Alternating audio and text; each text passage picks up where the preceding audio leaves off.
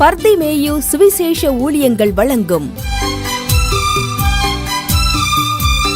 நற்செய்தி நேரம். தேவ செய்தி பாஸ்டர் ஆர். அகஸ்டின். இந்த நாளில் உங்களோடு நான் பேசி வருகிறேன். ஆசீர்வாதம் என்றால் என்ன? எனக்கு அன்பார்களே, அநேகருக்குள்ளே இருக்கிறது என்னென்னா, ஆசீர்வாதம்னா நிறையா பணம் இருக்கணும், நிறையா சொத்து இருக்கணும், சுகம் இருக்கணும், அதுதான் ஆசீர்வாதமா? எனக்கு அன்பார்களே, நல்ல கவனிங்க. பிரசங்கி சொல்லுகிறான் 6ஆம் அதிகாரம் 2ஆம் வசனத்தில், தேவன் ஒருவனுக்கு செல்வத்தையும் கனத்தையும் கொடுக்கிறார், அவன் என்ன இச்சித்தாலும் அவனுக்கு கிடைக்குமா? வாசிங்க பிரசங்கி 6:2.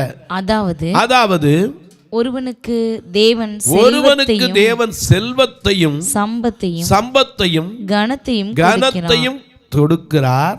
அவன் என்னெல்லாம் ஆசைப்படுறானோ அதெல்லாம் அவனுக்கு கிடைக்கும். ஆனாலும் அனுபவிக்கிற பாக்கியம் இருக்கணுமே. உலகத்தில் இருந்து அனுபவிக்கணுங்க, அதுதான் ஆசீர்வாதம். உங்களுடைய வேதாகமத்தை தயவு செய்து திரும்பவும் திருப்பிக் கொள்ளுங்க. ஓசியா தீர்க்கதரிசியின் புஸ்தகம் 4ஆம் அதிகாரத்திலே 6வது வசனத்தை திருப்பிக் கொள்ளுங்க. ஓசியா தீர்க்கதரிசியின் புஸ்தகம் 4ஆம் அதிகாரத்திலே 6வது வசனத்தை திருப்பி எல்லாரும் எடுப்பீங்களா? அப்படி எல்லாரும் எடுக்கிற வரைக்கும் நீங்களும் நானும்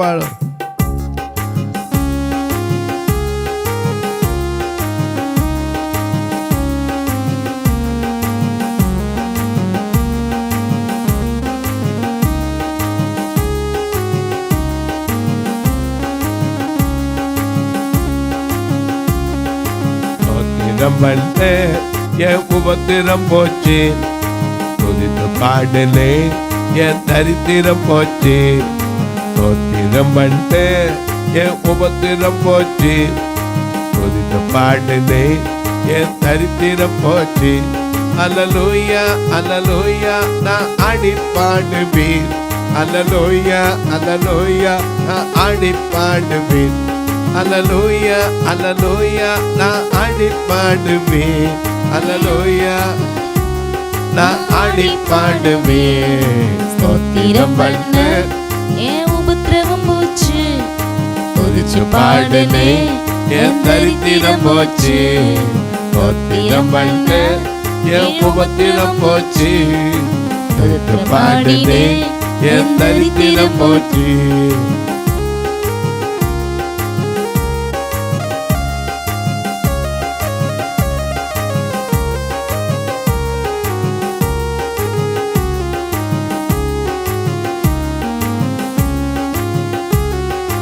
அல்லேலூயா அல்லேலூயா அல்லேலூயா என்றதால அல்லல் நீங்கி போச்சு. ஆண்டவரே என்றதால அற்புதம் பெருகலாச்சு. அல்லேலூயா என்றதால அல்லல் நீங்கி போச்சு. ஆண்டவரே என்றதால அற்புதம் பெருகலாச்சு. தேவனே என்றதால தேவை நிறைவாச்சு.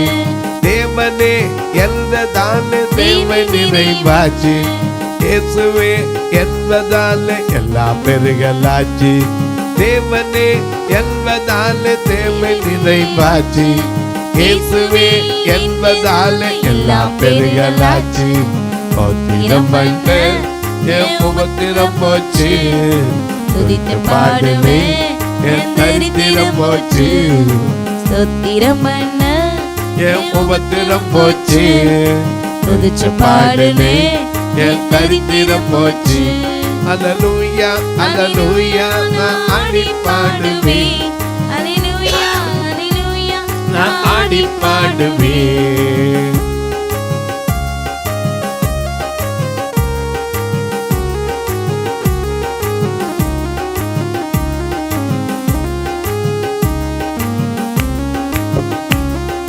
கர்த்தாவே கர்த்தாவே கர்த்தாவே என்றதால கண்ணீர் மாறி போச்சு. தேவனே என்றதால தேவ நிறைவாச்சு. கத்தாவே என்றதால கண்ணீர் மாறி போச்சு.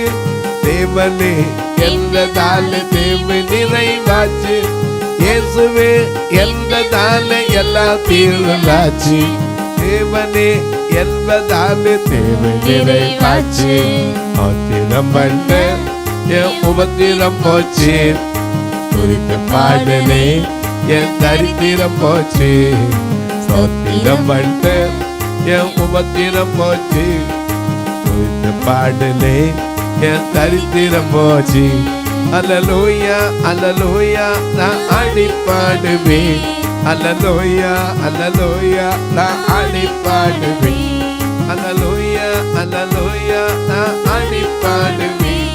அல்லேலூயா நான் ஆடி பாடுவேன். சோத்திரம் பண்ண என் உபத்திரம் போச்சு. துதிச்சு பாடுவே என் தரித்திரம் போச்சு. எல்லாம் எடுத்திருப்பீங்க. இங்கே வாசிக்க சொல்லட்டா? ஓசியா 4:6. என் ஜனங்கள் அறிவில்லாமை. நமக்கு ஆசீர்வாதம்னா என்னங்கிற அறிவு நமக்கு வேணும். ஏன்னா பிரசங்கி சொல்றாரு, என்னெல்லாம் அவருக்கு இருந்துச்சான். பிரசங்கியின் புஸ்தகம் 2ஆம் அதிகாரத்திலே 3வது வசனத்திலிருந்து கொஞ்சம் வாசிங்க பார்க்கலாம். வானத்தின் கீழ் மனுபுத்திரர் உயிரோடு இருக்கும் நாளெல்லாம் பெற்று அனுபவிக்கத்தக்கது இன்னது என்று அறியும் பொருட்டு என் இருதயத்தை ஞானத்தால் தேற்றிக் கொண்டிருந்தேன். நான் என் தேகத்தை மதுபானத்தால் சீராட்டிக் கொண்டிருக்கவும் மதியினத்தை பற்றிக்கொள்ளவும் என் உள்ளத்தில் வகை தேடினேன். நான் பெரிய வேலைகளை செய்தேன். நல்ல கவனிங்க, பெரிய வேலைகளை செய்தேன். எனக்காக வீடுகளை கட்டினேன். திராட்சை தோட்டங்களை நாட்டினேன். எனக்காக தோட்டங்களையும் சிங்கார வனங்களையும் உண்டாக்கினேன். அவைகளில் சகல வகை கனி விருட்சங்களையும் நாட்டினேன். மரங்கள் பயிராகும் தோப்புக்கு நீர் பாய்ச்சுகிறதற்கு குளங்களை உண்டு பண்ணினேன். வேலைக்காரிகளை சம்பாதித்தேன். வீட்டிலும் வேலைக்காரர் பிறந்தார்கள். எனக்கு முன் எருசலேமில் இருந்து எல்லாரை பார்க்கிலும் ஆடு மாடு முதலான திரண்ட ஆஸ்திகள் எனக்கு இருந்தது. வெள்ளியையும் பொன்னையும் ராஜ சம்பத்தையும் மாகாணங்களில் உள்ள பொருட்களையும் சேகரித்தே சங்கீதக்காரர்களையும் மனபுத்திரருக்கு இன்பமான பலவித வாத்தியங்களையும் சம்பாதித்தேன். எனக்கு முன் எருசலேமிலிருந்து எல்லாரை பார்க்கிலும் நான் பெரியவனும் திரவிய சம்பந்தனுமாய் இருந்தேன். என் ஞானமும் என்னோட கூட இருந்தது. என் கண்கள் இச்சித்தவைகள் ஒன்றுக்கு நான் என்ன செய்யல, நான் அவைகளுக்கு தடை விதிக்கவில்லை. என் இருதயத்துக்கு ஒரு சந்தோஷத்தையும் நான் வேண்டாம் என்று விளக்கவில்லை. நான் செய்த முயற்சிகளில் எல்லாம் என் மனம் மகிழ்ச்சி கொண்டிருந்தது. சரி, இதுவே என் பிரயாசங்கள் எல்லாவற்றிலும் எனக்கு வந்த பலன். என் கைகள் செய்த சகல வேலைகளையும் நான் பட்ட எல்லா பிரயாசத்தையும் நோக்கி பார்த்தேன். இதோ எல்லாம் மாயை. இந்த உலகத்துல எல்லாம் ஒரு நாள் என்ன செஞ்சிடும், அழிஞ்சு போயிரும். ஏன்னா அதே பிரசங்கி 2:25 அவர் சொல்றாரு, என்னை பார்க்கிலும் சம்பீரமாய் சாப்பிடத்தக்கவன் யார், என்னை பார்க்கிலும் துரிதமாய் சம்பாதிக்கத்தக்கவன் யார். இவ்வளவு சொன்ன சாலமோ ஆசீர்வாதத்தை கடைசியில் என்ன சொன்னா, மாயை மனதுக்கு சஞ்சலம். அதனாலதான் சொன்னா, எனக்கு 2 மனு கேட்பேன். ஒன்று, மாயை பொய் வசனிப்பை எனக்கு தூரப்படுத்துங்க, ஐஸ்வர்யத்தையும் கொடுத்துடாதீங்க, தரித்திரத்தையும் கொடுத்துடாதீங்க, என் படியை அளந்து கொடுங்க. எனக்கு அன்பானவர்களே, ஆசீர்வாதம் என்பது என்ன அதை அறிந்து கொள்ள வேண்டுங்க. இன்னைக்கு அநேகருக்கு அந்த அறிவு தெரியல. எனக்கு அன்பானவர்களே சேர்த்து சேர்த்து கடைசியில் இன்னொருத்தன் தான் கொண்டு போகிறான். அதனால தான் முதல்ல சொன்னேன் உங்களுக்கு, ஒருவனுக்கு தேவன் எல்லாத்தையும் கொடுக்கிறார், செல்வத்தை கொடுக்கிறார், கனத்தை கொடுக்கிறார், அவன் என்ன இச்சித்தால் அவனுக்கு கிடைக்கும். ஆனால் அனுபவிக்கிற சக்தி தேவன் அவனுக்கு கொடுக்கவில்லை. அப்போ என்ன பிரயோஜனம்? இதுவும் மாயை.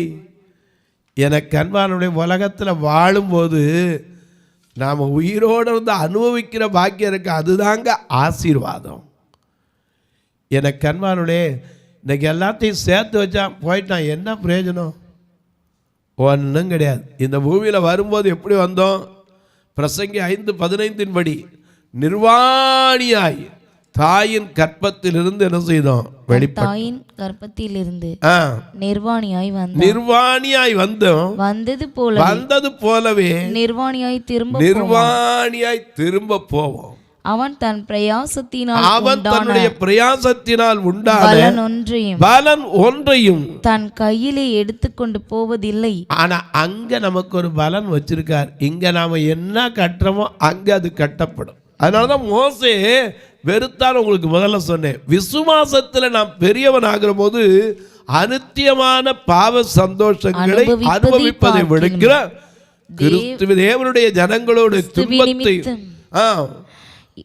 கிறிஸ்துவ நிமித்தம் தேவனுடைய ஜனங்களுடைய துன்பத்தை அனுபவிப்பதை தெரிந்து கொண்டு இனி வருகிற பலன்மேல் நோக்கமாயிருந்து எகிப்தில் உள்ள பொக்கிஷங்களிலும் கிறிஸ்துவ நிமித்தம் வரும் நிந்தையை அதிக பாக்கியம் என்று எண்ணினார். பார்வோனுடைய குமாரத்தின் மகன் அடுத்தது அவன் தான் வந்திருக்கணும். ஆனா அவனுக்கு அந்த ஆசை இல்லை. ஏன்? அவனுக்கு தெரியும், இந்த பூமியில் நாம் ஒன்றும் கொண்டு வரல, ஒன்றும் கொண்டு போக போகிறதும் இல்லை. நாம் இங்கே இருக்கிற நாட்களில் என்ன செய்கிறோமோ அதுக்கு அங்கே இருக்கு பலன், அங்கே தான் பலன் இருக்கிறது. எனக்கு அன்பார்களே, இந்த உலகத்தில் வாழ்கிற கொஞ்ச நாட்கள், ஏன்னா சங்கீதக்காரன் சொல்றார் 90:10 எங்கள் ஆயுசு நாட்கள் 70 வருஷம், பலத்தின் மிகுதியினாலே 80 வருஷம். அதுல மேன்மை எது? சஞ்சலம், வருத்தம். எனக்கு அன்பானவர்களே, ஆசீர்வாதம்னா என்ன? ஆண்டவர் நமக்கு எழுதி கொடுத்திருக்கிறார். என் ஜனங்கள் அறிவு இல்லாமையினாலே அழிந்து கொண்டு போகிறாங்க. ஏன்னா ஆசீர்வாதம் சேர்த்து கடைசியில் அனுபவிக்காமல் போயிடுறான். எனக்கு அன்பானவர்களே, ஒரு கதை உண்டு, உங்களுக்கு சின்ன பிள்ளைகள் சொல்லி கொடுத்துருப்பாங்க. ஒரு மனுஷருக்கு ஒரே ஒரு வாத்து இருந்துச்சு. அது ஏனோ ஒரு பொன்முட்டை இட்டுக்கிட்டு இருந்துச்சு. அதை வச்சு நல்லா சம்பாதிச்சான், சாப்பிட்டுக்கிட்டு இருந்தான் நிம்மதியாக. அதை கொண்டு விற்க அன்னன்னைக்கு சாமாங்க சாப்பிட இருந்தான். திடீர்னு என்ன செய்யும்? குறுக்கு புத்தி மனுஷனுக்கு வந்துடும். நல்லா இருந்தவனுக்கு திடீர்னு 30 காசுக்கு ஆசை வந்துச்சு. கடைசியில் என்ன பிரயோஜனம்? அனுபவிக்க முடிஞ்சா? மத்தேயு 27ஆம் அதிகாரத்தில் பார்க்கிறோம், இயேசு ஆக்கினைக்குள்ளார் தீர்க்கப்பட்டார்னு உடனே இவன் மனசில் குத்திருச்சு. குற்றமில்லாத ரத்தத்தை காட்டி கொடுத்தேன்னு உடனே அந்த காசை கொண்டு போய், இந்தாங்க அவங்க காசுலாம். அவங்க எனக்கு என்னப்பா ஓம்பாடுப்பா, அதை எரிந்து விட்டு செத்தான். என்ன பிரயோஜனம்? எனக்கு அன்பான ஐஸ்வர்யம் என்பது என்ன? இந்த உலகத்தில் வாழும்போது நல்ல சுகத்தோட முதல்ல இருக்கணும், அதுவே பெரிய ஐஸ்வர்யம். இன்னைக்கு எத்தனை பேருக்கு பெரிய பணம் இருக்கு, படுத்த படுக்கையில் இருக்கான், நிறைய பணம் இருக்கு, சுகரில் திங்க முடியல, சப்பாத்தி கோதுமையில குதிக்கிறார். எத்தனை பேருக்கு பெரிய ஆஸ்தியெல்லாம் இருக்கு, ஆனால் என்ன பிரயோஜனம்? அறிந்து கொள்ளுங்கள், ஆண்டவர் எழுதி கொடுத்தார். அதனால தான் இங்கே சொல்றாரு, நீ என் வேதத்தை மறந்தாய்.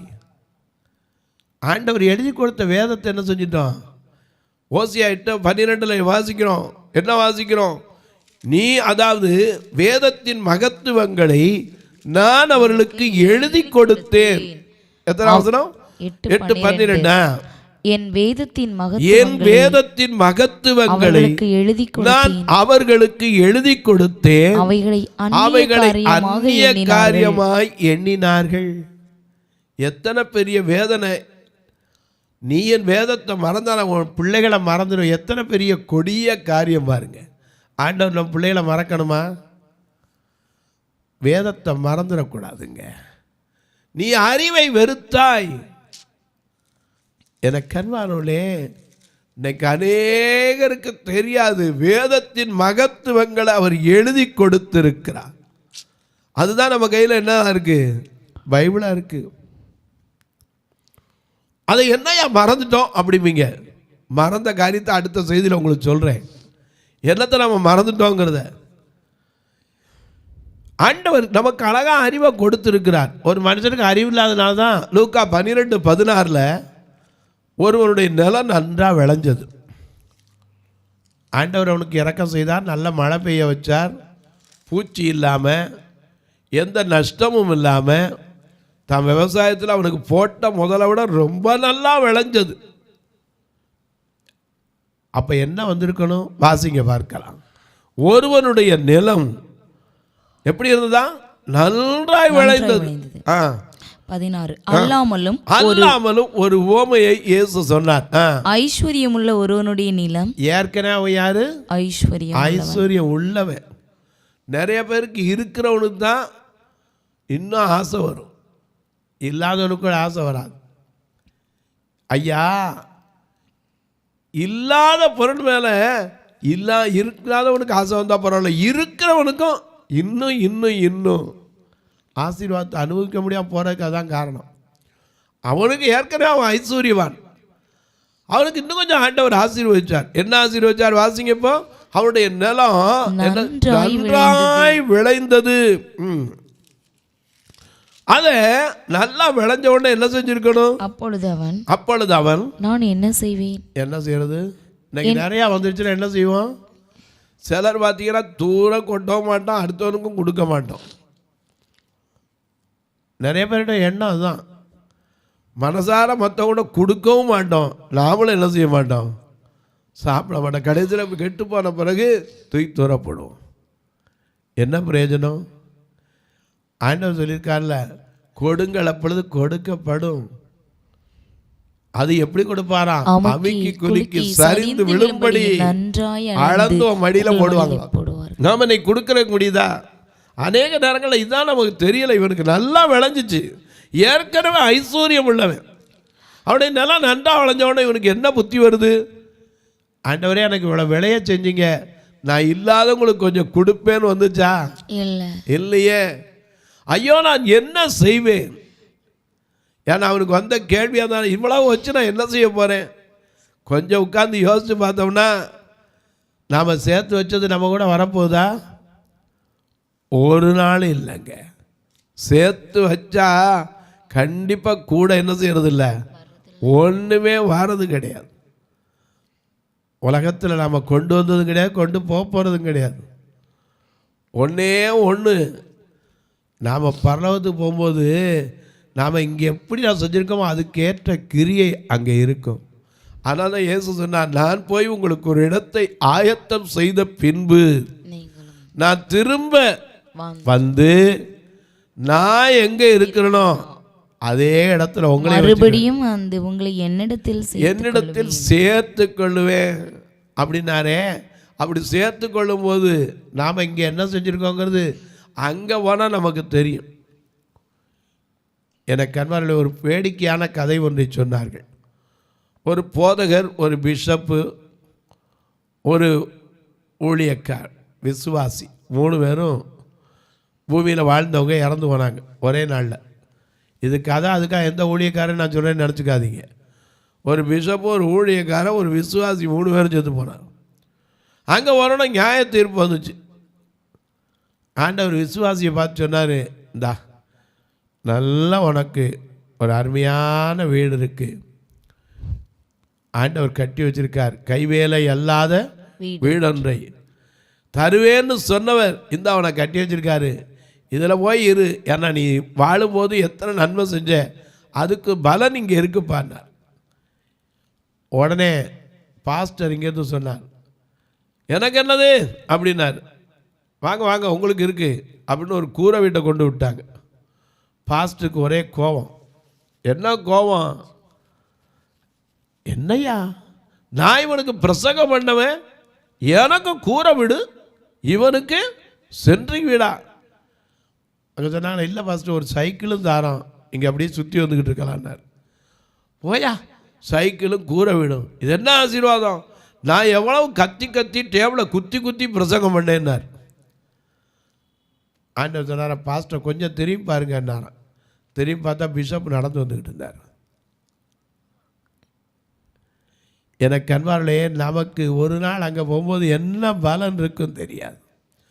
நாம் இங்கே என்ன செய்கிறோமோ அதற்கேற்ற பலன் உண்டு.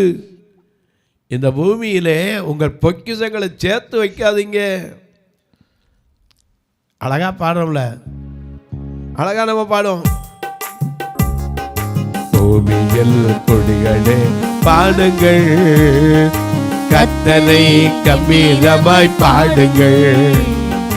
பூமியில் கொடிகளே பாடுங்கள், கர்த்தரை கம்பீரமாய் பாடுங்கள்.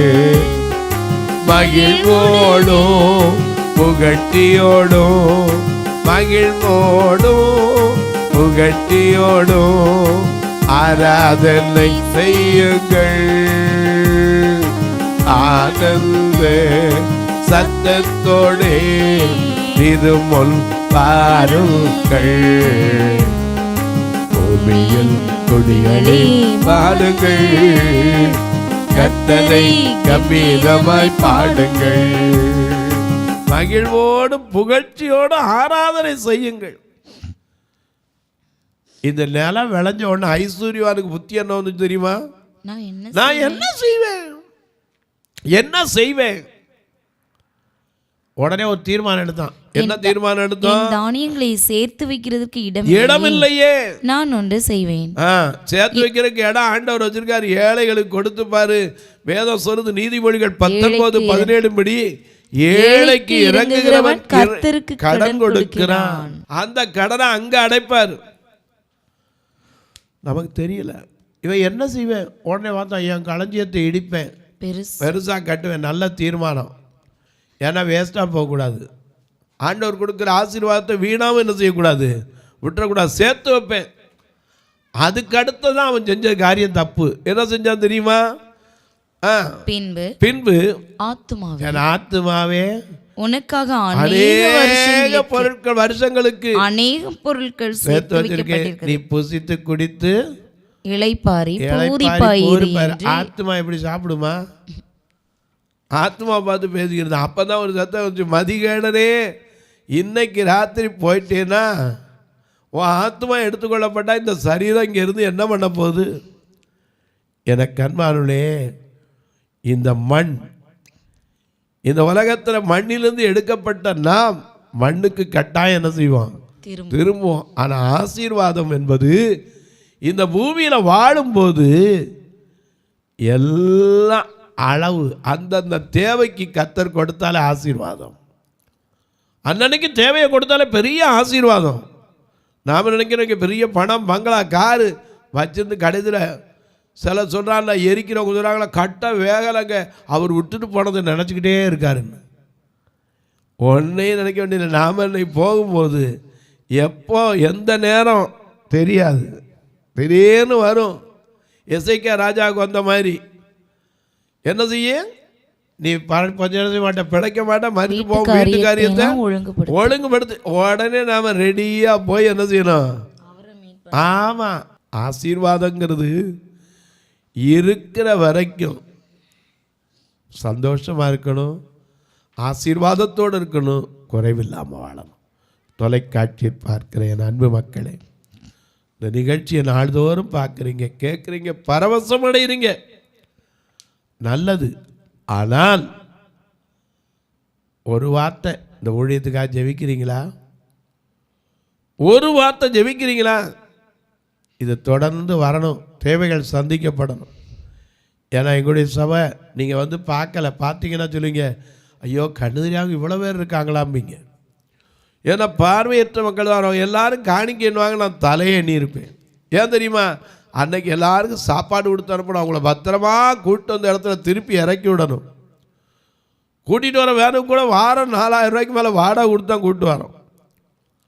ஒரு நாள் உணவு கொடுக்க உதவலாம், இந்த ஆத்துமாக்களை அழைத்து வர்றதுக்கு உதவலாம், ஒரு நாள் தொலைக்காட்சி நிகழ்ச்சியை தாங்கலாம், ஒரு 10 பார்வையற்றவங்களுக்கு கண்ணை போல உதவுற ஊன்றுகோலை கொடுக்கலாம், ஒரு கட்டுமான பணிக்கு உதவலாம். ஐயா, வருஷத்துக்கு ஒரு திருமணம் நடத்துவோம், 2 கண்ணும் தெரியாத பெண்களும் வாழணும். இன்னைக்கு கூட இந்த வருஷத்தில் 2 பேர் கேட்டுக்கிட்டு இருக்காங்க, எனக்கு இன்னும் செய்கிறதுக்கு முடியலை, திருமணம் பண்ணி கேட்டுக்கிட்டு இருக்காங்க. ஆண்டவர் தான் அதற்கென்று ஒழுங்கு செய்யணும்.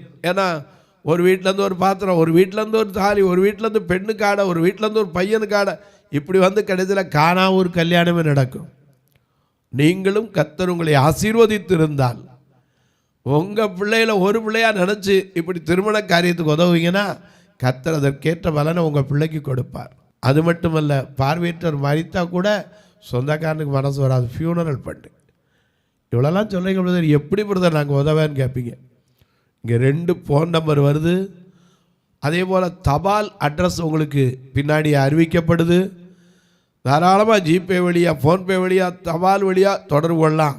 அது மட்டும் இல்லை, உங்கள் ஜெபக்காரியம் எது இருந்தாலும் காலை 10லேருந்து 5 மணிக்குள்ளே சொல்லணும். எதுக்கு? 24 மணி நேரம் நான் ஜெபிக்கிறேன்னு சொல்லிட்டு ஃபோன் எடுக்காமல் இருந்தால் நீங்களே என்னை வைவீங்க. என்னையா சொல்கிறது ஒன்று செய்கிறது ஒன்றும்பீங்க. 10லேருந்து 5க்குள்ளே அடிங்க. நான் ரெக்கார்டிங்கில் இல்லாமல் ஆராதனையில் இல்லாமல் இருந்தேன்னா கண்டிப்பாக எடுப்பேன். ட்ராவலில் இருந்தால் எடுக்க முடியாது. ஏன்னா இன்றைக்கி இருக்கிற உலகத்தில் பேசிக்கிட்டு இருக்கும்போதே ஃபோனை பிடிக்கிட்டு போயிடுறாங்க. அங்கே கண்ணு தெரியாது, கருப்பாக சேப்பா ஆள் நிற்கிறோம், பக்கத்தில் யாரும் தெரியாது, அதனால எடுக்க முடியாது. மற்றபடிக்கு கட்டாயம் உங்களுக்கு எடுத்து ஜெபிப்பேன். இப்போவும் ஜெபிக்கட்டுமா? நல்ல பிதாவே, நன்றியோடு துதிக்கிறோம் சுவாமி. இந்த நல்ல நாளிலே ஆசீர்வாதம் என்றால் என்ன என்பதை நாங்கள் அறிந்து புரிந்து அந்த ஆசீர்வாதத்தை பயன்படுத்தினார் கர்த்தரை தேடுகிற எங்களுக்கு ஒரு நன்மை குறைபடாது என்று சொன்னீரே, அந்த வார்த்தை ஒவ்வொருவருக்கும் நிறைவேறட்டும். இந்த ஊழியத்தை தாங்குகிற, ஜெபிக்கிற, கொடுக்கிற எல்லா மக்களையும் ஆசீர்வதி. குடும்பத்தில் பிள்ளைகளை வைத்துக்கொண்டு கண்ணீர் வடிக்கிற தகப்பன் தாய்க்காய் ஜெபிக்கிறேன். குழந்தை பாக்கியம் இல்லாத என் அன்பு சகோதரிகளுக்காய் ஜெபிக்கிறேன். படித்து முடித்து ஒரு நல்ல வேலையில் ஒரு உயர்வு கூட கிடைக்கிறேங்கிற காத்திருக்கிற மக்களுக்காய் ஜெபிக்கிறேன். படித்ததுக்கேற்ற ஒரு கொஞ்சமாவது ஒரு வேலைங்கிற பேருக்காவது ஒன்று கிடைக்கலே, எத்தனை இன்டர்வியூகளை அட்டன் பண்ணேன், மனம் சோர்ந்திருக்கிற மக்களுக்காய் ஜெபிக்கிறேன். வியாதி படுக்கையில் இருப்போருக்காய் ஜெபிக்கிறேன். பல நாட்களாய் தீராத மன வேதனையில் இருப்போருக்காய் ஜெபிக்கிறேன். கர்த்தருடைய கரம் ஒவ்வொருவருக்கும் ஆறுதலை கொடுக்கட்டும்.